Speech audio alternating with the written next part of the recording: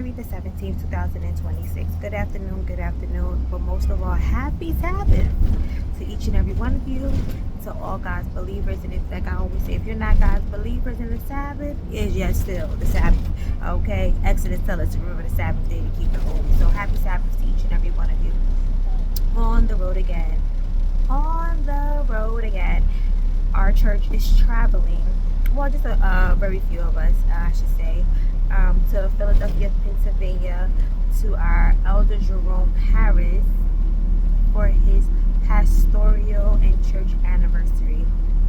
We was on the road this time last year, and God has graced us another year of life that He allowed us to have the opportunity to go back and fellowship with them for year number 2. So we're on the road again, headed that direction to be with our Elder Jerome Harris and his wife and children and their congregation.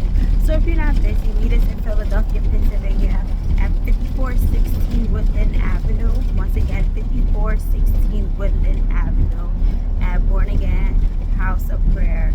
That is the name of his church. The outside of the name of the building is something else. The name of Elder Jerome Harris Church is Born Again House of Prayer at 5416 Woodland Avenue. Let's come and be an encouragement to them and to him and his congregation as they're growing in the ministry, as he's doing the work of the Lord, and as he's preaching and teaching the gospel and being a beacon of light in that part of Philadelphia. So let's go and be an encouragement to him. So if you're in the surrounding areas and did not plan to go to church, get up, go to church, meet us there.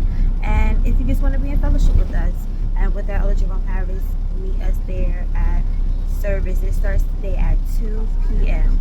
Let's enjoy Jesus, Yeshua the Messiah, the Holy One of Israel. Let's enjoy him in sweet fellowship. So pray for God's safe travels and mercies for us because it is snowing. Trusting God for journey's mercies there. We want God to meet us there in the midst of the service and to bring us back. And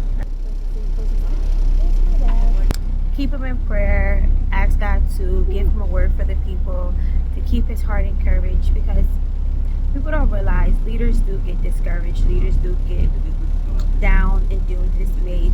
And one thing my dad always says, that God, nobody promised to be with him, but God said, I'll be with you always. So thank God that God is with him. But we're just asking that you just pray for his mind, pray for his strength, and pray that God gives him a word that will decrease Michael, but increase the servant in Michael. So pray that our strength in the Lord are going. So we're asking God's mercy as we travel this road,